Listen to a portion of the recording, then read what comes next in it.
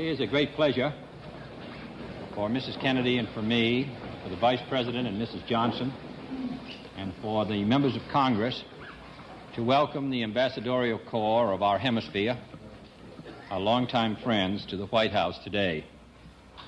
139 years ago this week, the United States, stirred by the heroic struggle of its fellow Americans, urged the independence and recognition of the new Latin American republics. It was then, at the dawn of freedom throughout this hemisphere, that Bolivar spoke of his desire to see the Americas fashioned into the greatest region in the world.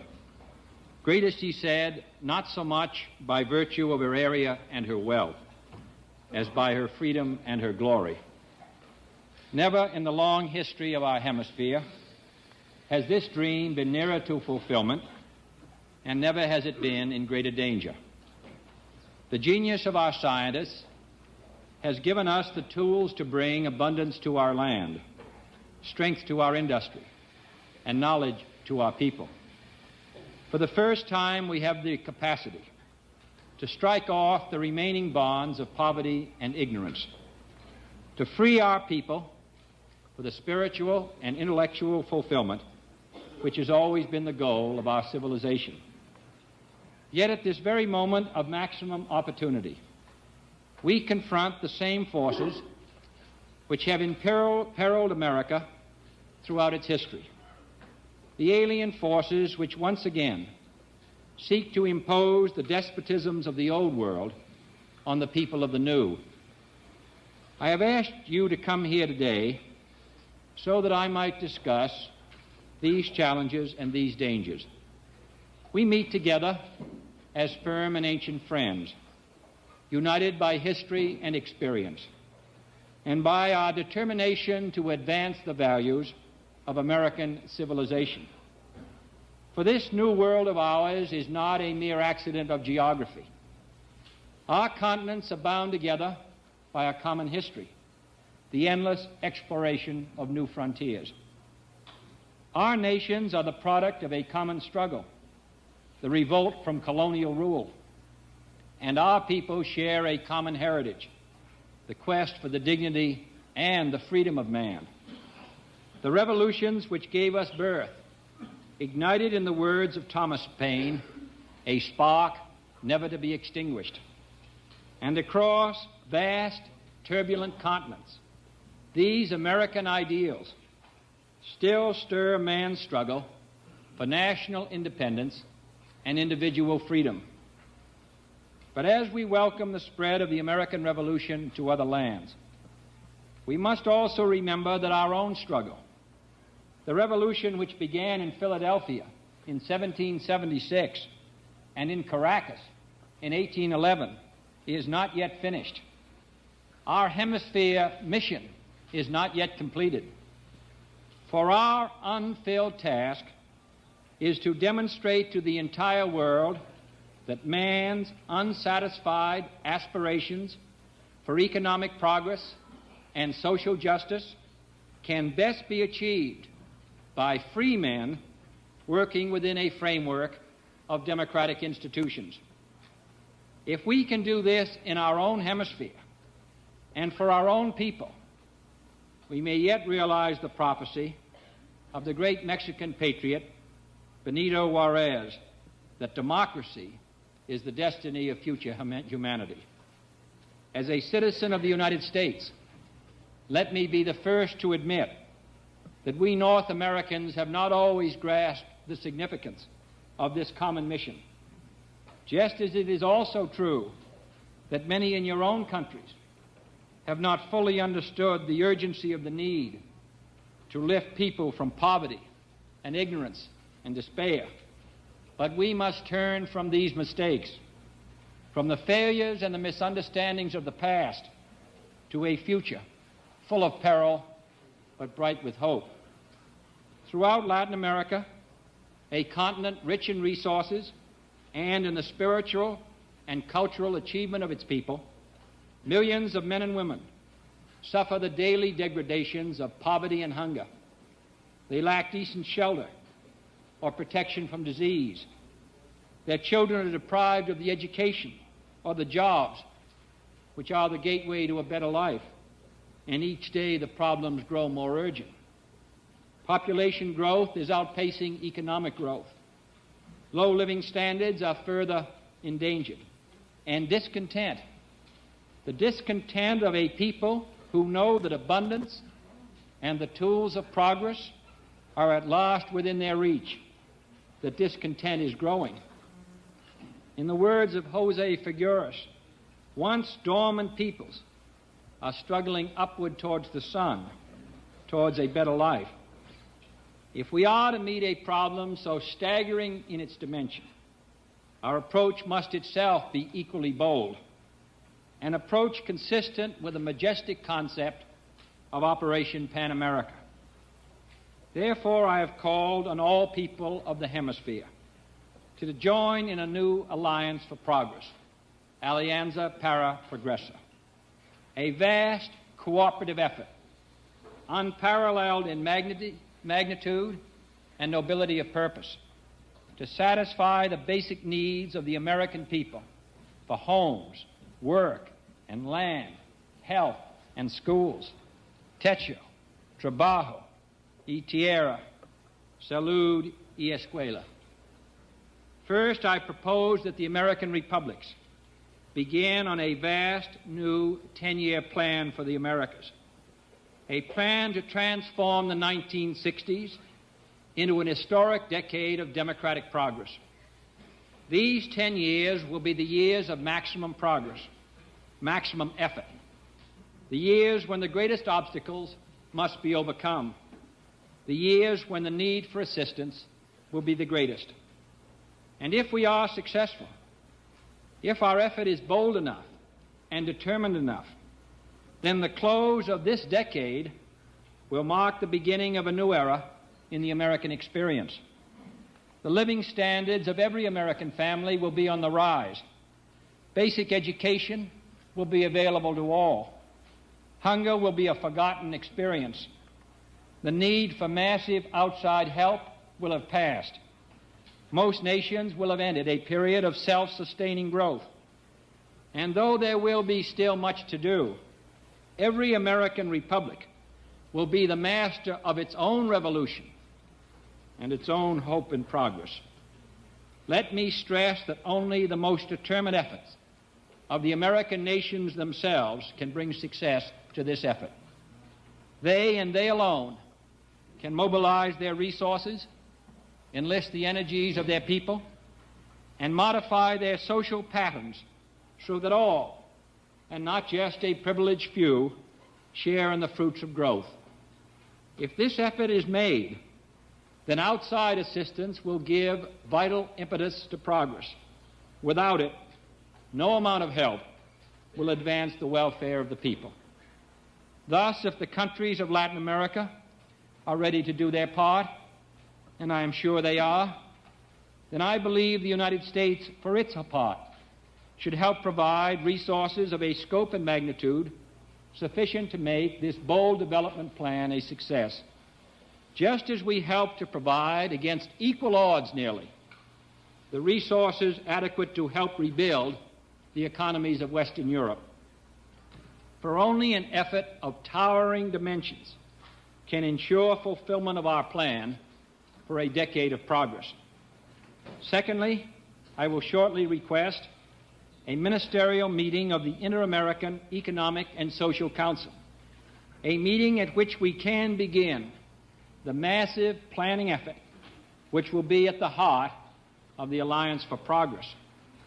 For if our alliance is to succeed, each Latin nation must formulate long-range plans for its own development, plans which establish targets and priorities, ensure monetary stability, establish the machinery for vital social change, stimulate private activity and initiative, and provide for a maximum national effort.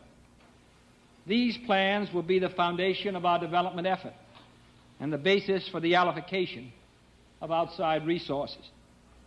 a greatly strengthened IA-ECOSOC, working with the Economic Commission for Latin America and the Inter-American Development Bank, can assemble the leading economists and experts of the hemisphere to help each country develop its own development plan and provide a continuing review of economic progress in this hemisphere.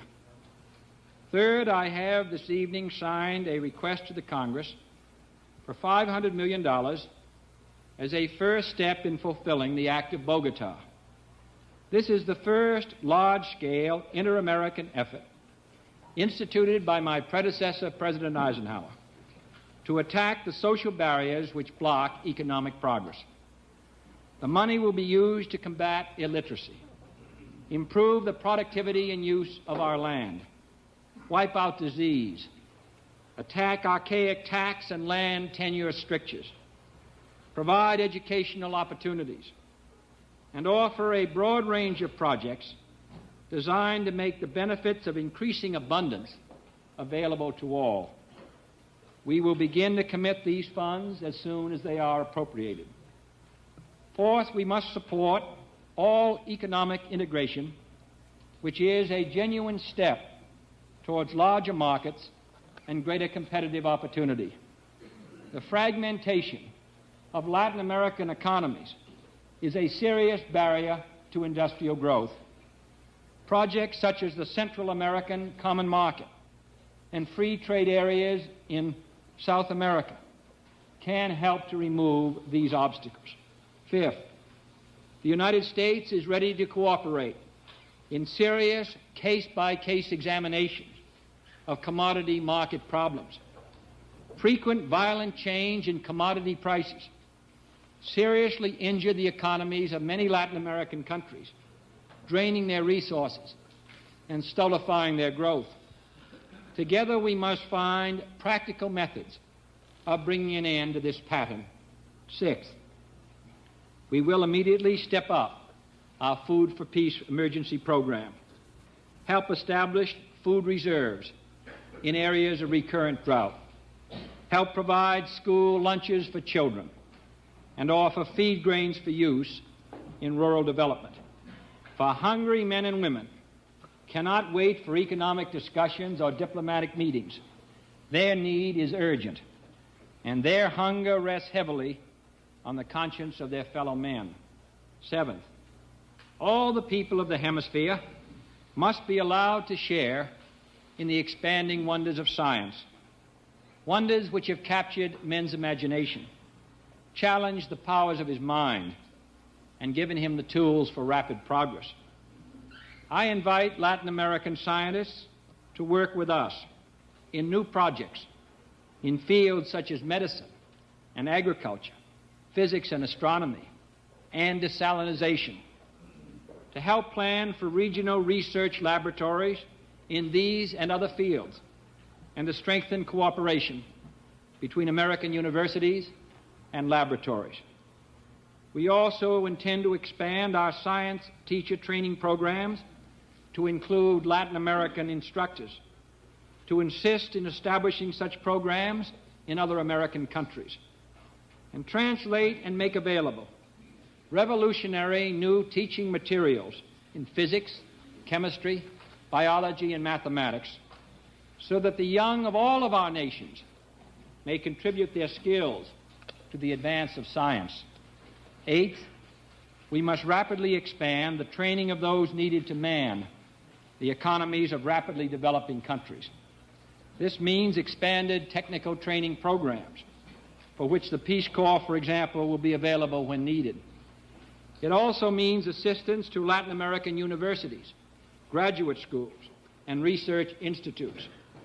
We welcome proposals in Central America for intimate cooperation in higher education, cooperation which can achieve a regional effort of increased effectiveness and excellence. We are ready to help fill the gap in trained manpower, realizing that our ultimate goal must be a basic education for all who wish to learn. Ninth, we reaffirm our pledge to come to the defense of any American nation whose independence is endangered. As confidence in the collective security system of the OAS spreads, it will be possible to devote to constructive use a major share of those resources now spent on the instruments of war. Even now, as the government of Chile has said, the time has come to take the first steps towards a sensible limitation of arms. And the new generation of military leaders has shown an increasing awareness that armies can not only defend their country, they can, as we have learned through our own Corps of Engineers, they can help to build them. 10th, we invite our friends in Latin America to contribute to the enrichment of life and culture in the United States. We need teachers of your literature and history and tradition, opportunities for our young people to study in your universities, access to your music, your art, and the thought of your great philosophers, for we know we have much to learn. In this way, you can help bring a fuller spiritual and intellectual life to the people of the United States and contribute to understanding and mutual respect among the nations of the hemisphere. With steps such as these, we propose to complete the revolution of the Americas, to build a hemisphere where all men can hope for a suitable standard of living, and all can live out their lives in dignity and in freedom. To achieve this goal, political freedom must accompany material progress. Our Alliance for Progress is an alliance of free governments, and it must work to eliminate tyranny from a hemisphere in which it has no rightful place.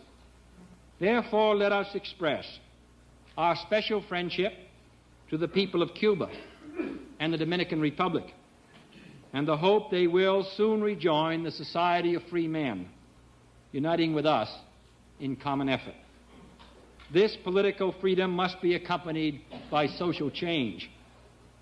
For unless unnecessary social reforms, including land and tax reform, are freely made, unless we broaden the opportunity for all of our people, unless the great mass of Americans share in increasing prosperity, then our alliance, our revolution, our dream, and our freedom will fail. But we call for social change by free men, change in the spirit of Washington and Jefferson, of Bolivar and San Martin and Marty, not change which seeks to impose on men tyrannies which we cast out a century and a half ago. Our motto is what it has always been: progress, yes; tyranny, no. Progressi, si; tyranny, no. But our greatest challenge comes from within: the task of creating an American civilization where spiritual and cultural values are strengthened by an ever-broadening base of material advance, where within the rich diversity of its own traditions, each nation is free to follow its own path towards progress. The completion of our task will, of course, require the efforts of all governments of our hemisphere. But the efforts of governments alone will never be enough. In the end, the people must choose, and the people must help themselves. And so I say to the men and women of the America, to the campesino in the fields, to the obrero in the cities, to the estudiante in the schools, prepare your mind and heart for the task ahead. Call forth your strength, and let each devote its energies to the betterment of all, so that your children and our children in this hemisphere can find an ever richer and freer life. Let us once again transform the American continent into a vast crucible of revolutionary ideas and efforts, a tribute to the power of the creative energies of free men and women, an example to all the world that liberty and progress walk hand in hand. Let us once again awaken our American Revolution until it guides the struggle of people everywhere, not with an imperialism of force or fear, but the rule of courage and freedom and hope for the future of man.